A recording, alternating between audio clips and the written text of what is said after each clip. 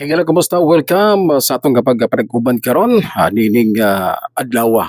Ayog kalimot makaigsunan na adlaw karon nga Lunes, pitsa 22 na ning bulan sa Setyembre tuig 2025. Alamay nga pagkabragisi kayagan na kaninyo nga tanan. Ako nang hinaot nga nagkamos kapiskay og maayong nga panglawas. Bisan pa man ya kitang tanan na kasinati og kalisod ni ining nga mga panahona apan sa gyapon maningkamot kita aron lamang kita makasurvive dinhi nga kalisod nga ato nga nasinati karon. Alamay nga pagparkisikay sa tong nga mga kaigsunan mga suki nato nga mga tigya paminawan diri sa tong nga panag-uban. O ganini nga bay na mga kaigsunan atong hatagan karon og pagtagad magigala regarding na niining naitabo mga igala nga kaguliyang gubikan na kagapon adlaw mao man ang gitawag nga protest rally mga igala regarding na ni adtong maanumaluso anumaluso ang pag mugna may gala pagpatuman sa maong nga mga proyekto nga flood control project. Munay gingon magaigsunan nga kinahanglan gyud nga manubag ang atong nga mga opisyal sa atong gobyerno niining nga mga panahona kay kining nga mao nga panghitabo mga igala kay ang uban makaigsunan nagtuo na nga hero na ang si Bongbong Marcos magaigsunan gumikan lagi kay iyang gipang butyag mga kaigsunan ang kadtong mga construction firm nga maoy naghimo mga igala sa maong mga proyekto nagapatuman sa maong proyekto pero munay problema mga igala kay taman lang si President Bongbong Marcos may gala pag ngan ngadto na sa mga construction company taman lang sa pagngan may gala sa kining construction company 15 ba to ka mga construction na company mga igala mga kontraktor pero wala giginganlan wa gid ngan mga kaigsunan ang atong nga presidente kung kinsa ang mga opisyal bisan usa ka buok mga kaigsunan wa nganlan so mao ni karon mga igala kay moto nganlan man mga kaigsunan so adunay himo nga investigasyon usa ka grupo mga igala usa ka kinibitaw nga body nga maoy mo nihimo pinasahi nga investigasyon mga kaigsunan so hinauton ta mga igala nga manubag yun mapahamtangan og silot mga igala ang mga opisyal sa DPWH niining mga panahon na mga kaigsunan unya dili lamang taman mga kaigsunan sa DPWH kaya kining nga DPWH mga kaigsunan muhimo lang nig mga kining muhimo lang nig dili maayo may gala gumikan kay adunay mga pipila ka mga opisyal sa gobyerno mga igala ilabi na kining nga mga congressman ang nagapaluyo niini kay matod palagi sa mga kontraktor may gala ilabi na katong pamilyang Diskaya nga adunay nga mga congressman ang gipanganganlan makaigsunan gawa sa mga engineer sa DPWH mga igala adunay gipanganganlan ang mga opisyales sa gobyerno ilabi na sa mga nagkadaiyang distrito mga congressman mga kaigsunan so muna mga igala so ang problema karon mga kaigsunan kining maong nga mga engineer kay ang Senado may galaga imbestiga man kipausap ang kining Kongreso ang problema nini mga engineer mga igala gumikan kay ang ilang panganlan wa gid sila magngan may gala sa mga congressman ang ilang gipanganlan makaigsunan adunay senador ga tuyok-tuyok karon may gala ang investigasyon sa mga senador mga higala mo ni problema. Unya ang gipanganlan na ba may gala mga senador kadtong anaa may nga kaigsunan sa oposisyon sa PDP mga higala. Ang ilang gipanganlan nga mga senador mo ni problema mga kaigsunan. Ang delikado banggid ni ini mga higala ang grupo nila ni Senador Bato de la Rosa, sila si Senador Bungo o ang grupo may gala sa mga Duterte ipanglitok mga kaigsunan, ipangbutyag ngadto na sa mga kining resource person, mga engineer sa DPWH mga kaigsunan, inay kay ang angayan nga madubag may gala kadto nga mga congressman, ilabi na sila si kining Martin Romualdez Saldico.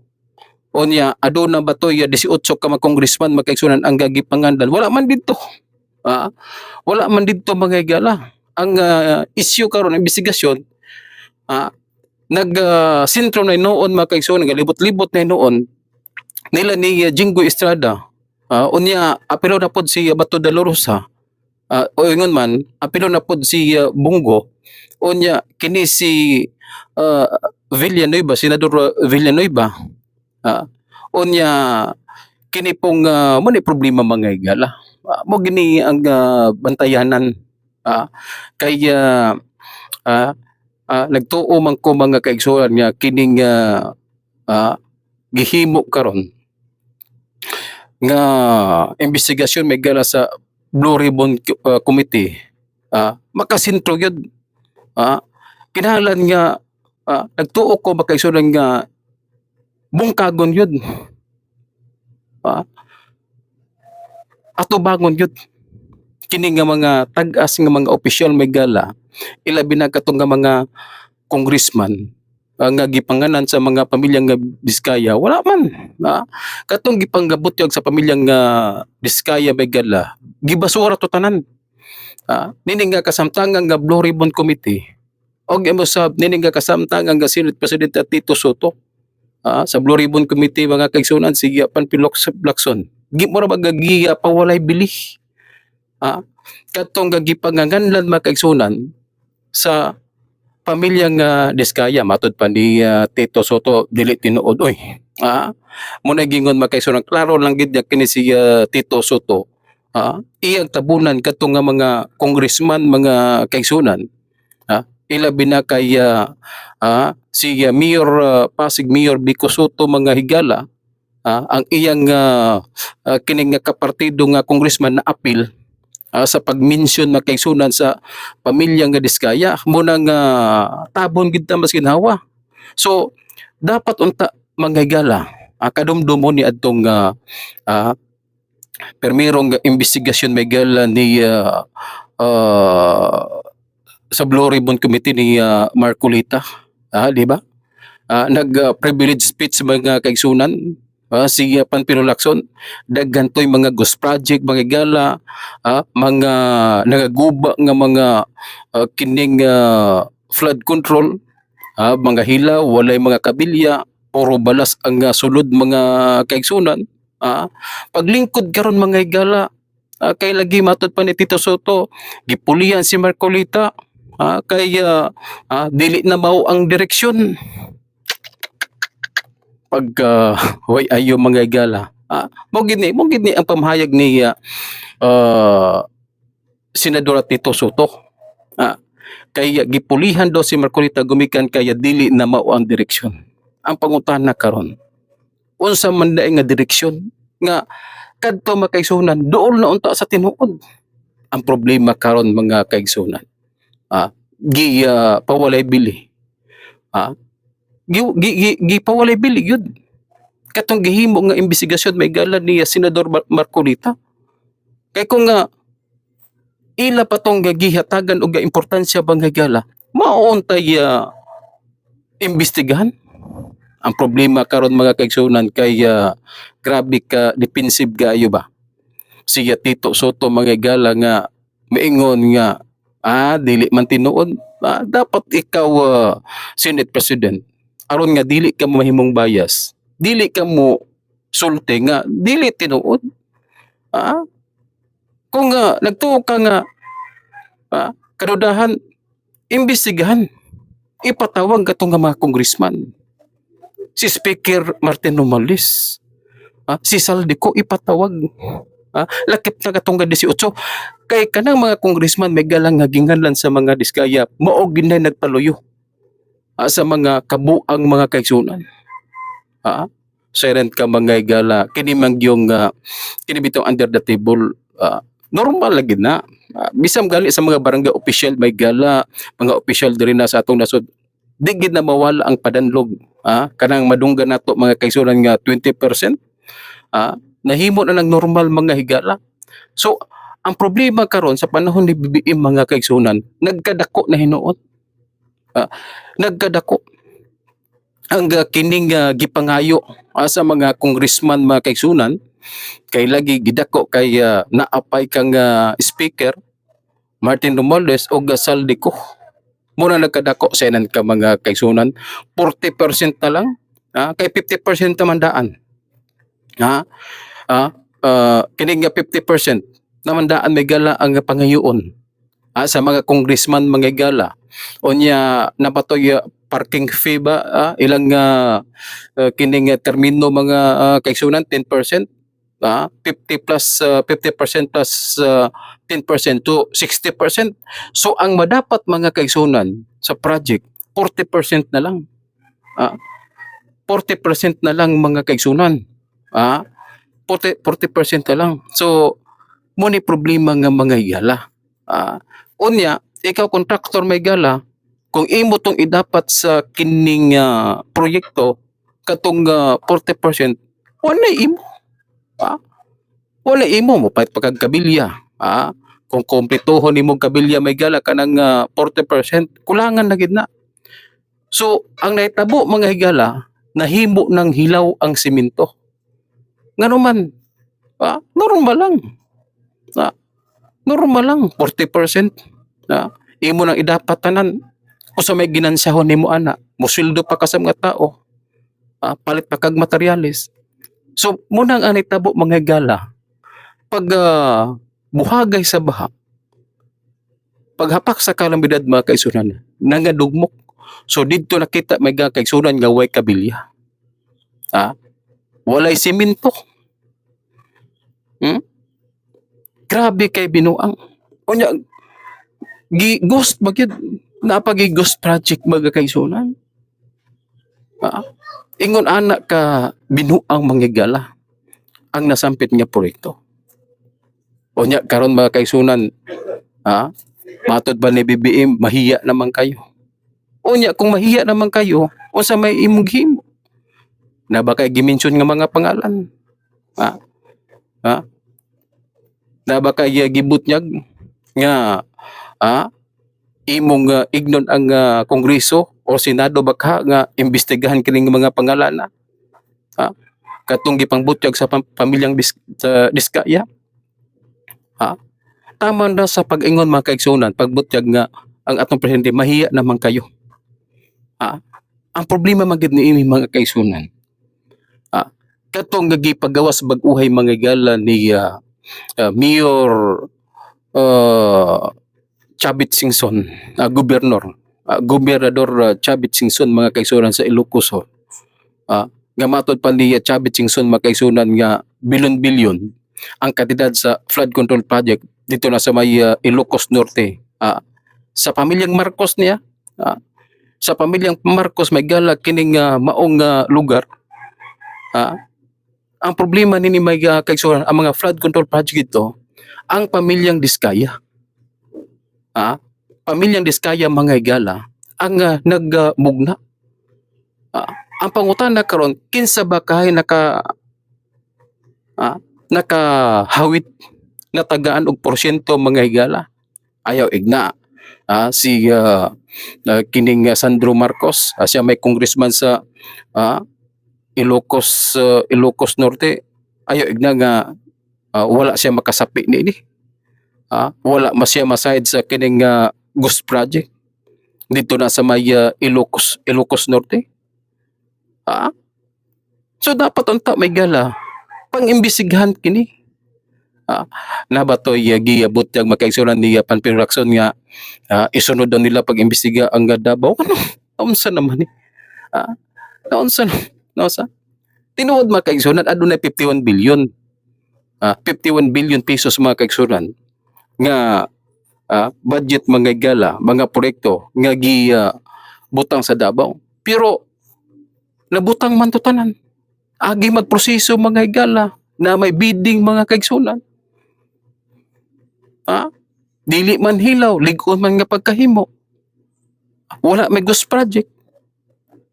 Kaya ilalaging kining apason mga kaigsunan kay gumikan sa porsyento. Mulay gingon mga kaigsunan.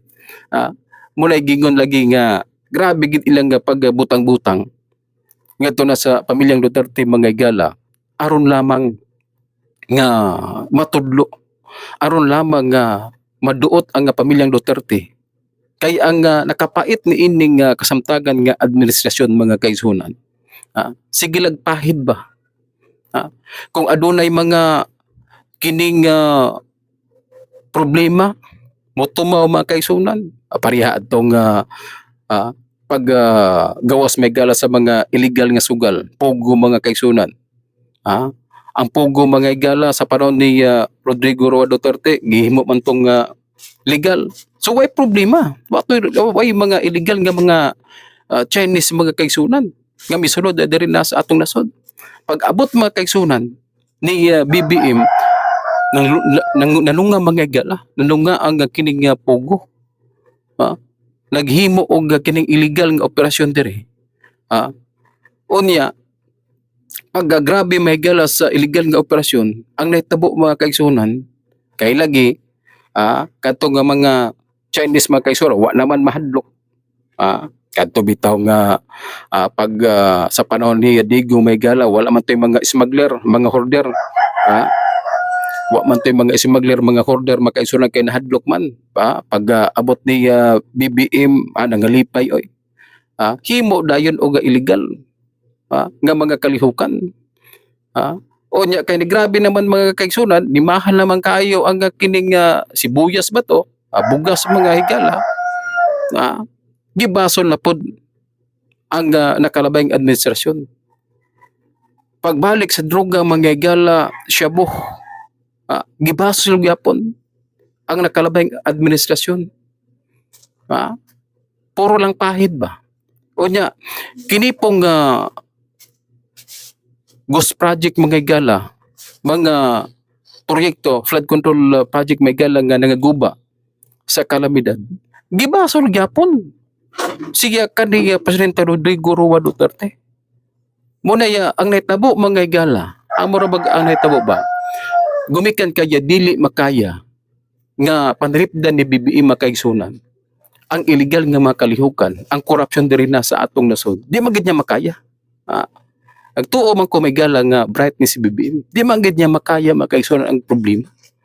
So pag grabe na parihan ni nga korupsyon karon 1 trillion pesos trillion na mahigala kaning nga flood control project. Sama ni niyo pagbuto. Karon ang gibasol makaigsunan ang nakarabayng administrasyon. Murabag wa naging mahimo ni si BBM mga higala. Sa iyang suna mingon siya nga 5,500 na daw. 5,500 ka mga flood control project.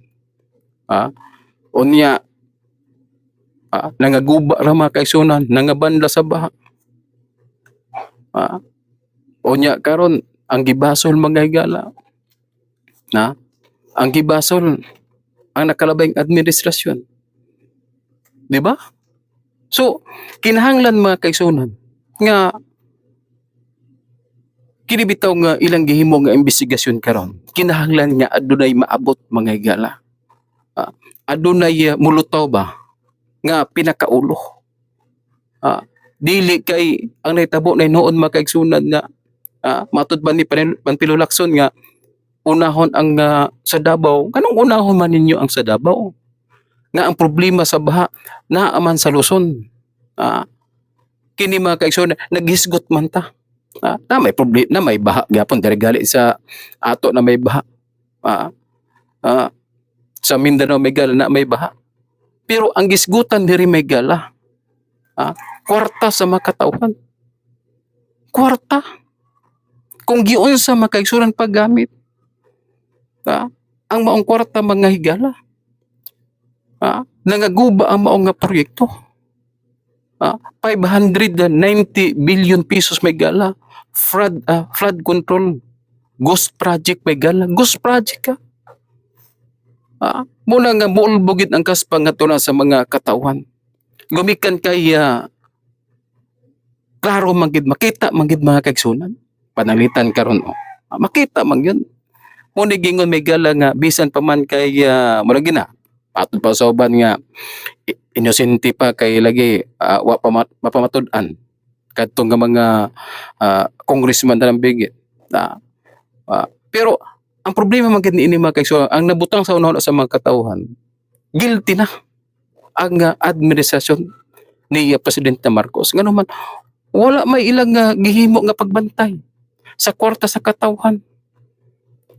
Unya ang nakapait ni makaigsuran moadto ka sa area nangaguba ang flood control project, makita way kabilya nipis kayo ang simento mo nagisakit sa makatauhan.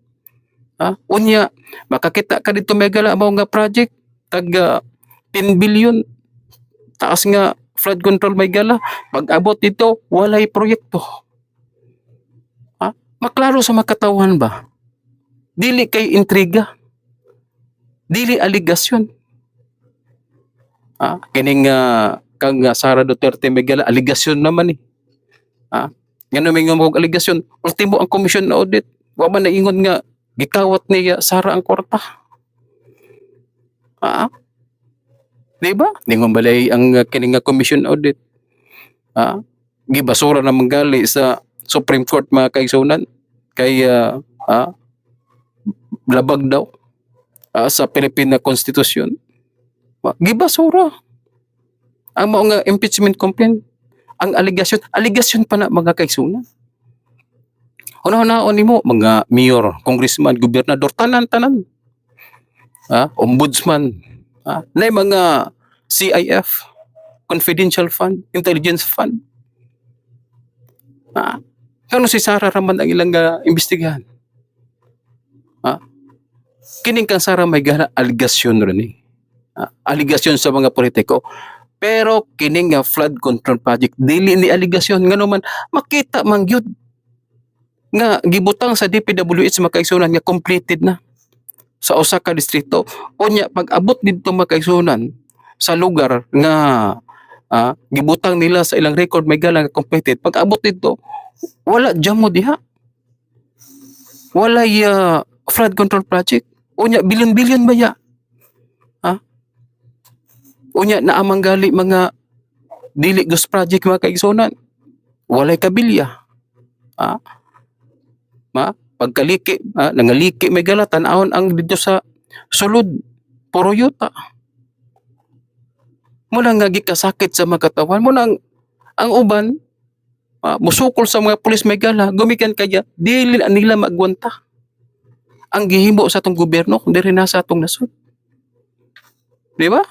So dapat mga kaigsunan kini nga investigasyon ni Panfilo Lacson mga gala pasag din natong Davao. Morag limpyo ni sila Lacson. Pasag din na to.